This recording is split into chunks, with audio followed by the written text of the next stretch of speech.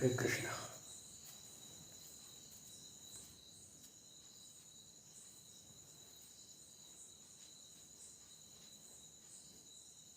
हरि ओम तत्सत। ओम नमोस्तु अनंताय सहस्रमूर्तिये सहस्रपादाक्ष शिरोर्भावे सहस्रनाम पुरुषाय शाश्वते सहस्रकोटि युगधारिणे नमः। आओ प्यारे बहन भाइयों, प्यारी प्यारी जीवात्माओं, प्यारे प्यारे राजकुमारों राजकुमारियों, थोड़ा समय कुछ सत्संग चर्चा में दे लें। और प्रतिदिन ये सुबह का समय मैंने बताया था आपको, एक दिन 4:24 से शुरू होता है और ये 5:12 तक होता है, 48 मिनट। इसे ब्रह्म मुहूर्त कहते हैं। ये विशेषकर इस ध्यान भजन चिंतन के लिए उपयोगी पाया गया है हमारे ऋषि मुनियों ने। इसीलिए परंपरागत रूप से गुरु परंपरा से ये चलता चला आ रहा है और सदा ही चलेगा। अधिकारी बनिए, इसका भरपूर लाभ उठाइए। आज दिन बुधवार है और लगते असोज की 14 तिथि है। विक्रमी संवत 2077, अंग्रेजी तारीख 16 सितंबर सन 2020। देखिए, प्रभु प्रेरणा से आज का जो विषय है हमारे मन में आया है वह स्वरूप चिंतन का आया है। स्वरूप चिंतन किए बिना, स्वरूप को जाने समझे बिना और इसमें स्थिति लाभ किए बिना जो विज्ञान होता है वो अज्ञान का एक रूप होता है। और ये जो त्रिगुणात्मक माया है जो बहुत अधिक प्रबल है, इससे प्रबल दूसरी वस्तु नहीं है। ये अद्वितीय है, अनुपम है। इसकी प्रबलता कम करने के लिए भगवत शरणागति और स्वरूप चिंतन ही एकमात्र साधन है। दूसरे सब साधन गौण हैं। स्वरूप चिंतन का साधन सर्वश्रेष्ठ, सर्वोपयोगी और सर्वसुलभ है। इसके लिए सबसे पहले सुखासन में बैठकर शांत होना है, निर्विचार होने का संकल्प करना है, आंखें बंद करनी है और वाणी को भी विराम देना है।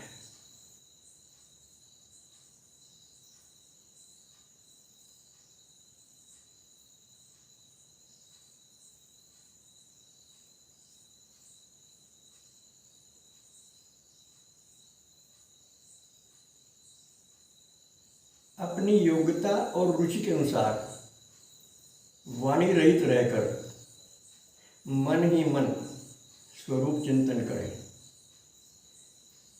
जिसकी रूपरेखा आत्मदर्शी लोगों ने इस प्रकार बताई है। अब तक की जो हमारी जानकारी है वो माया से मढ़ी हुई है। हमारे दिल, दिमाग और आंखों पर ही माया का पर्दा पड़ा हुआ है आमतौर से। लेकिन जब हमें ये खलने लगता है तब हमारे लिए आत्मचिंतन का रास्ता खुलना शुरू होता है। जब तक हमें ये पर्दा खलता नहीं, ये त्रिगुणात्मक प्रपंच हमें अनुकूल लगता है, सुखद लगता है, तब तक आत्मचिंतन का रास्ता बंद रहता है। इस पर विशेष ध्यान दें।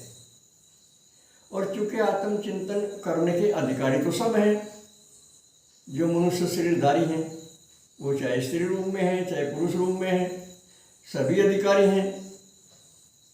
परंतु वर्तमान में हमारी क्या रुचि है, किधर का रुझान है, इसकी परख हमें स्वयं ही करनी है।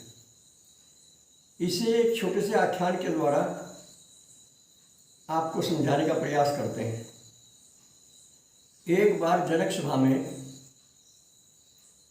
श्रीमती गार्गी जी निर्वस्त्र होकर गई। शरीर की अवस्था जवान थी और वो जानबूझकर ये देखने के लिए कि जनक सभा में कितने लोग आत्मदर्शी हैं और कितने भ्रम में हैं, इसकी परीक्षा करने के लिए निर्वस्त्र होकर गई। ये करना सबके लिए संभव नहीं होता है। ये एक बहुत उच्च स्थिति है। वो चूँकि आत्मपद में स्थित हो चुकी थी गार्गी देवी, इसलिए संसार की लोकलाज की परवाह उसे नहीं थी। तो सभा में पहुंचते ही जनक जी ने भी और सभासदों ने भी उन्हें देखकर एकदम ये कहा, अरे गार्गी जी, ये क्या करके आए, निर्वस्त्र होकर आप आई हैं? इससे तो हमारा और हमारे सभासदों का भाव भंगी में ध्यान जाएगा, ऐसा आपने क्यों किया है? तो सबकी ये बात सुनकर जो हंसी गार्गी, उस हंसी ने सबके चेहरे हतोत्साहित कर दिए। इतनी उन्मुक्त हंसी हंसी कि वो स्वयं ही शर्मा गए सुनने वाले। और फिर वो बोली, आज मैंने जानबूझकर ये नाटक किया है, ये देखने के लिए कि जनक जी की सभा में कितने लोग आत्मदर्शी हैं और कितने आत्म पद में स्थित हो चुके हैं, कितनों को मौखिक ज्ञान है, कितनों को सार्थक ज्ञान है। ये मेरे मन में इच्छा आई थी, इसकी पूर्ति के लिए मैंने ये सब किया है। मुझे आप सब एक बात बताओ, आप शरीर को देख रहे हैं और विशेषकर मैं देख रही हूँ बहुत संख्या में सभासदों का दृष्टिकोण, उनकी नज़र मेरे इस जवान शरीर पर या तो छाती पर है और या जनेंद्रियों पर है। क्यों है ऐसा? क्योंकि वो काम पर विजय प्राप्त नहीं कर पाए। ये प्रत्यक्ष प्रमाण है। कुछ लोगों को मैं देख रही हूँ जिनकी निगाह नीचे मेरे चरणों की ओर है, वो संभले हुए हैं, वो आत्मचिंतन के योग्य अधिकारी हैं। उन्हें देखकर मुझे प्रसन्नता है, लेकिन उनकी संख्या बहुत कम है। अधिक संख्या में सभी लोग इस शरीर के जननांगों को और छाती आदि को और चेहरे आदि को देख रहे हैं। आज आपकी पोल खुल गई, सभी हतप्रभ थे। जनक जी भी सोचाए और फिर गार्गी जी ने जो शब्द कहे वो बड़े मार्मिक हैं। उन्हें कहा, प्यारी जी महात्माओं, आप क्या अपना भ्रम दूर नहीं करना चाहते? क्या प्रपंच से जो आपका अनुचित लगाव हुआ है उसी में आप स्थित रहना चाहते हैं? आप अपने ज्ञान स्वरूप को, आत्म स्वरूप को, प्रेम स्वरूप को, सुख स्वरूप को प्रत्यक्ष नहीं देखना करना चाहते? ये आपके मन में विडंबना है, ये आपकी भूल है। और प्रभु प्रेरणा से मैं इसी भूल को दूर करने के लिए ये नाटक करके आई हूँ। मुझे तो कोई संकोच नहीं है कि मेरा शरीर नग्न है अथवा वस्त्रों से आच्छादित है। मैं तो वस्त्र धारण किए भी ऐसी और निर्वस्त्र भी ऐसी, चूँकि मैं प्रत्यक्ष आत्मा हूँ। मुझे आत्मा का कोई शरीर नहीं है और मैं केवल इस स्त्री शरीर में बद्ध नहीं हूँ। आपके जितने शरीर हैं उनमें भी तो मैं हूँ। जो भी यवन मात्र जीव है संसार में, वो चाहे जड़ स्थिति में है चाहे चेतन स्थिति में है, जो भी कुछ है सर्वत्र समान रूप से मैं ही तो व्याप्त हूँ। और मेरी व्याख्या शब्दों से नहीं की जा सकती। मैं आत्मा हूँ, शब्दातीत हूँ, गुणातीत हूँ। ये जो संघात है हमारा शरीर, मन, बुद्धि, प्राण आदि, मैं तो सर्वथा सदा से ही इससे विलक्षण हूँ, इससे अलग हूँ। मेरा इसका तो कोई संबंध ही नहीं है। मेरा इसका तो एक भी साधर्म्य नहीं मिलता, हर जगह वह धर्म्य है। ये पैदा होता है, मैं पैदा नहीं होती। ये मरता है, मैं कभी मरती नहीं। ये खाता पीता है, मैंने कभी खाया पिया ही नहीं, आवश्यकता भी नहीं। इसकी अनेक आवश्यकताएं हैं, अनेक इच्छाएं हैं, मेरी कोई आवश्यकता नहीं, कोई इच्छा नहीं। मैं सर्वत्र समान रूप से सदा व्याप्त हूँ। मुझ में न सृष्टि है न प्रलय है। इस प्रकार की जो सारगर्भित बातें गार्गी जी ने पूरी जनक सभा को संबोधित करके कही, सन्नाटा छा गया और सभी ने मन ही मन गार्गी जी का धन्यवाद अदा किया और उन्हें गुरु भाव में लिया और उनके बताए रास्ते पर चलने का मन ही मन दृढ़ संकल्प किया। जिन लोगों ने ऐसा किया वो गार्गी जी को मालूम हो गया, क्योंकि आत्म पद में स्थित होते ही सर्वज्ञता स्वतः ही प्राप्त हो जाती है। वो तो अब भी है, हर जीवात्मा में सर्वज्ञता है, सच्चा ज्ञान है, सच्चा प्रेम है, सच्चा आनंद है, सच्चा सुख है, जो कभी समाप्त होने वाला नहीं है। उसमें कभी परिवर्तन होता ही नहीं, संभव ही नहीं है। लेकिन जब तक हमें इस प्रकार का सत्संग प्राप्त नहीं होता, हमें इस पूरे प्रपंच से वैराग्य नहीं होता और हमारे इस संघात का विवेक नहीं जागता, क्योंकि विवेक का संबंध बुद्धि से है। बुद्धि की चरम सीमा, चरम उत्थान, चरम उन्नति विवेक रूप में होती है और वो विवेक स्वतः ही सबके पास सुरक्षित है। किसी को विवेक बाहर से नहीं लेना है, स्वयं ही परमपिता परमात्मा ने हर शरीर में विवेक दिया है। तो जो संस्कारवान है और जो अधिकारी हैं आत्मचिंतन के, उन्हें धीरे धीरे या एक साथ इस पूरे प्रपंच से नफरत हो जाती है। जो इस प्रपंच के विषय भोग आज हमें सुखद लग रहे हैं, मीठे लग रहे हैं, जिन्हें हम हर कीमत पर प्राप्त करना चाहते हैं, कभी छिपकर कभी सामने होकर, वो सब जहर दिखाई देने लगते हैं, कड़वे लगने लगते हैं और आत्मा का वियोग, प्रभु का वियोग सहन नहीं हो सकता। ऐसी स्थिति आती है जब इस अंतःकरण में, और जैसे कोई भी प्राणी मरना नहीं चाहता, कोई भी शरीरधारी मरना नहीं चाहता, मरते हुए डर लगता है सबको जब तक उसे आत्मबोध नहीं होता, ऐसे ही ये मन जो है ये भी नहीं मरना चाहता, ये भी मरने से डरता है, क्योंकि सारा प्रपंच इस मन का खड़ा किया हुआ है। जब तक ये मरेगा नहीं, आत्मदर्शन नहीं होंगे, आत्मचिंतन नहीं होगा, क्योंकि आत्मा में शब्दों की पहुंच नहीं है। यहाँ गुरु शिष्य का संबंध भी समाप्त हो जाता है।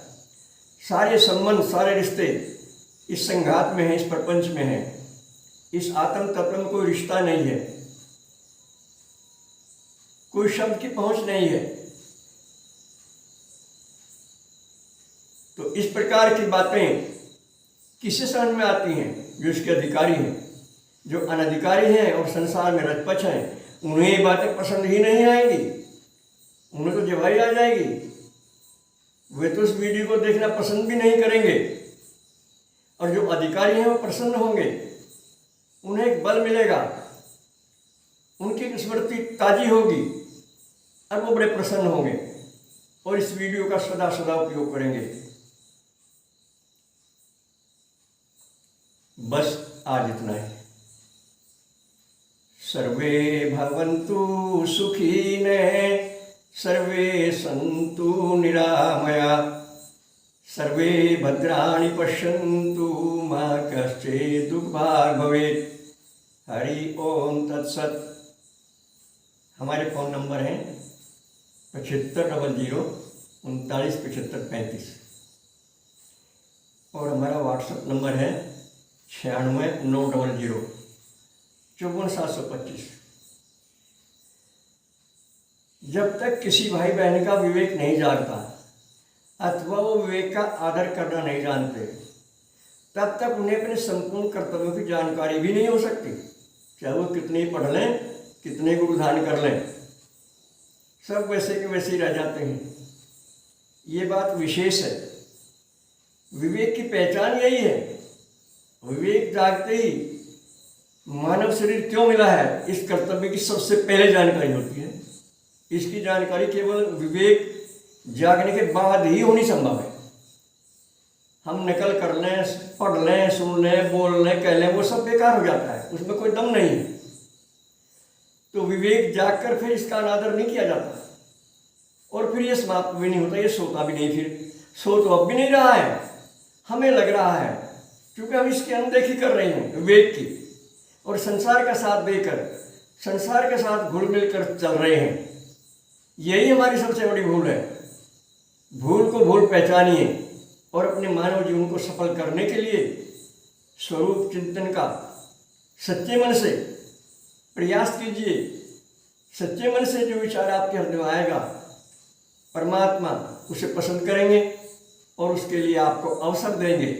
अगर उसमें सच्चाई है, अगर उसमें दिखावट बनावट है, तो ये जन्म नहीं, अनेक अनेक जन्म बीत गए और बीत जाएंगे, आत्मबोध नहीं होगा। धन्यवाद। ओम शक्राय नमः।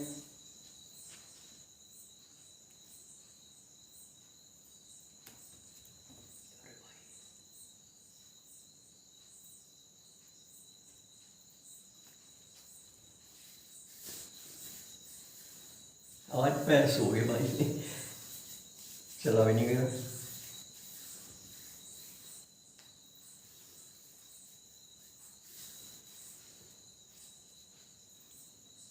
हरे कृष्णा हरे कृष्णा।